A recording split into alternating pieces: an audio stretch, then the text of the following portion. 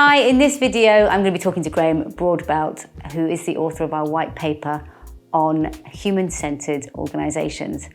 And we are talking about ecology is everything. If ecology is everything, then I'm interested to hear your thoughts, Grahame, on the interconnected nature and how the pandemic has demonstrated how intrinsically connected we are. Tell me a little bit about that. If we start with the pandemic and talk about organisations, I think that the pandemic revealed what for many was already a really obvious truth, is that we live in an interdependent world.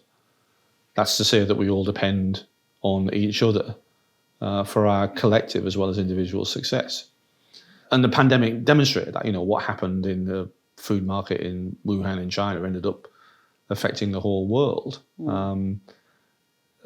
So, we have to embrace this idea of ecology, this idea that in one way of thinking about that is just interconnectedness and interdependence. And we've seen that powerfully through our response to the pandemic. It's no good one country or one community, tackling COVID. It has to be everybody. So this whole idea that none of us are safe until all of us are safe captures that interdependence really powerfully.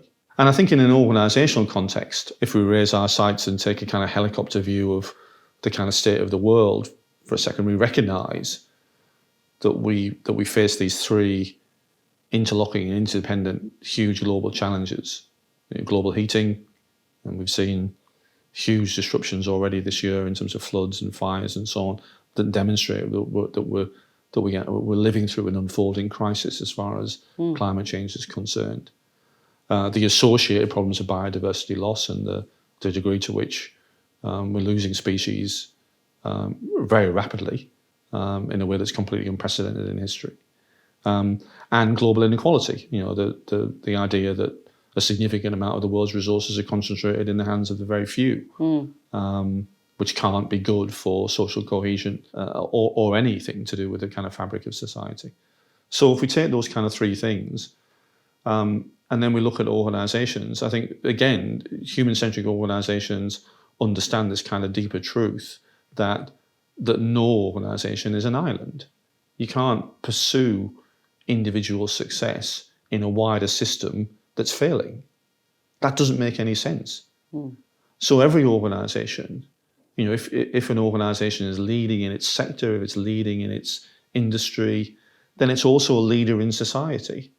And it has to play its part in shaping the way in which society works in order to do better itself. There's an interdependence there. What we can't do is see organisations just absenting themselves from the environmental agenda or from the social agenda or from the economic agenda that confronts us all. All those organisations have a part to play. So a human-centric organisation recognises that because they're just groups of people working in service to other groups of people, that organisations have a responsibility to improve, to support, to shape human systems in service to us all. And so that's what I mean by ecology in the context of the human-centric approach. And have you got any examples or anything that organisations are doing to bring that to life? Yeah, I think there's millions of examples of organisations that are understanding, either through their supply chains or through the way in which they produce material and are thinking about circular flows, so that we're not just throwing lots of things into landfill and we're bringing things back into a productive cycle and so on. Thinking about energy use, thinking about CO2. There's hundreds, thousands, millions of examples of organisations trying to step up around all of that. But equally, there's lots of organisations that are not. They're thinking that's got nothing to do with them, or that they can free ride on the back of other people's activities and so on, or it's just sort of got everything to do with government and nothing to do with the private sector or organisations more generally.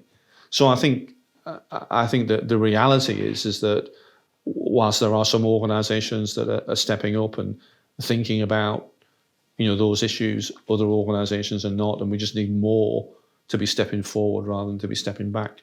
What are the advantages of an organisation? What are the opportunities for organisations in this space to be doing that? You mentioned before, some of them aren't doing it, and we kind of, are they blind? Do they not see the burning platform on which they are on? But to try and make it more of a encouraging opportunity. Well, I think that, the key thing is just that, really, is opportunity. All organisations exist to create value. All organisations, are creating value for groups of people.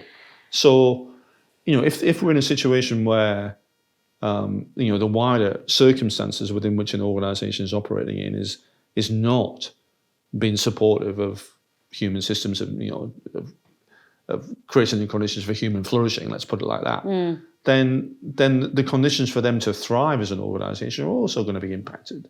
So there's a negative reason to respond, which is unless you do, then things are going to get worse. Isn't that when organisations and people really change?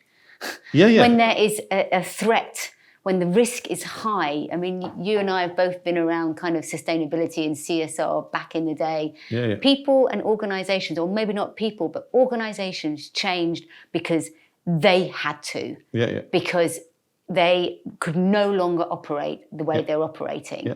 That's what seems to help organisations to make that step change. Sorry.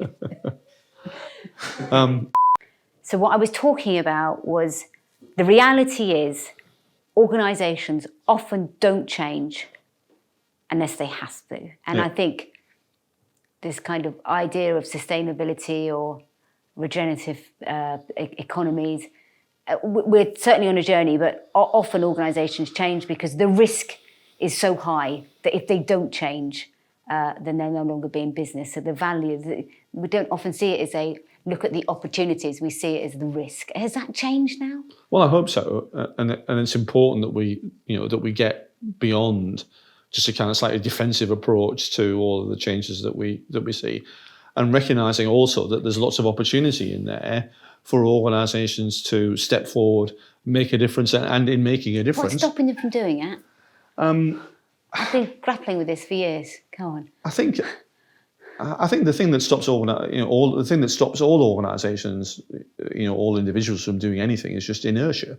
Is that there's a commitment to the status quo, a commitment to how we've always done things, a commitment to wanting things to stay the same and not change. So we stick our heels in even more when things are happening. And that's one of the things that that you're pointing to, is where lots of organisations operate psychologically, not rationally. So if they feel that things that are threatening them, then they'll retreat.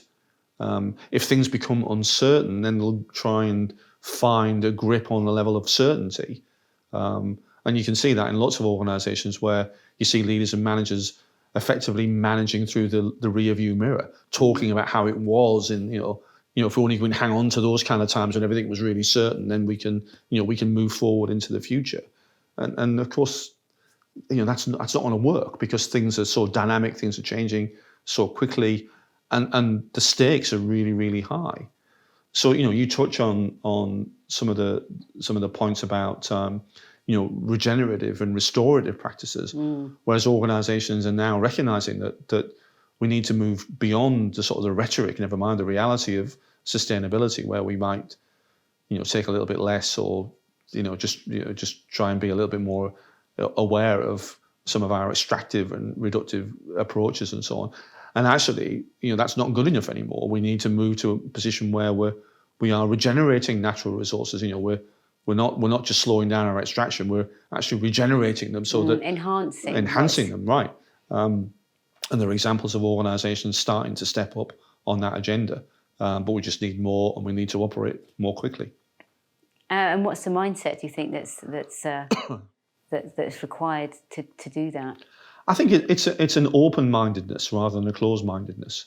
An open-mindedness, is inquiring. It's looking outside the organisation. It's looking at context. It's looking at the future. So this idea of constantly sensing, right? Constantly sensing what's going on and being able to adapt our processes, our way of managing, our way of doing things, so that we're learning, we're becoming a learning mindset rather than a predicting what might happen and hoping that it will be as it was 20 years ago and looking for that certainty. Absolutely. Is that absolutely. mindset of going, we just need to be constantly scanning and adapting. And we see it all the time in the work that we do, don't we? When we take leaders and managers outside of their comfort zone, we take them in put them into very, very different contexts. Get them working, in communities or wherever it is, that shakes them out of their kind of comfortable view, so that they can become more open-minded, to recognise the context within which they're operating, and to break them out of their sort of their fixed mindsets and and worldviews about how things work, and help them to realise that things are might be very different from the assumptions that they made. And that's one of the challenges, I think, for managers and leaders generally, Joe, is not to try and manage and lead your team or your organisation by closing the door, getting on a screen and trying to dominate it with intellect. It's much more a question now of opening the door, opening the windows, and getting out and seeing what's going on, seeing for yourself or what's happening. And the more that leaders and managers do that, the more that they'll understand the context within which they're operating, and the more that they understand the nature of the relationship that they have with the wider ecology that confronts us all, whether that's society, whether it's economics, or whether it's the environment. So becoming more comfortable with stepping outside what we know absolutely, be true, challenging our assumptions, and just acknowledging that we are all interconnected. Right. And we know that, right? We know that, as you said before, through the pandemic, we've recognised that more than ever. Absolutely. But most importantly is to make those human connections. To actually talk to people, to understand their experience, to build that empathy. So rather than make assumptions about different sorts of communities or different types of cultures or different circumstances and so on, get out there and find out, experience it. It's much easier to have our kind of confirmation bias on. Right. What are we looking at? What are we seeing to confirm what we already know? Being aware of that. And that's at the heart of, we'll come on and talk about it, but that's at the heart of what we call the new learning challenge in organisations, which is at the heart of this kind of human-centric approach to making progress. But right now, I think we've really got to be concerned and make sure that organisations recognise that they're not an island, that the environmental, social and economic circumstances that confront us all are part and parcel of the work that they need to do, that they need to proactively, using the opportunities that are available to them, shape the environment that we all depend on for all of our futures.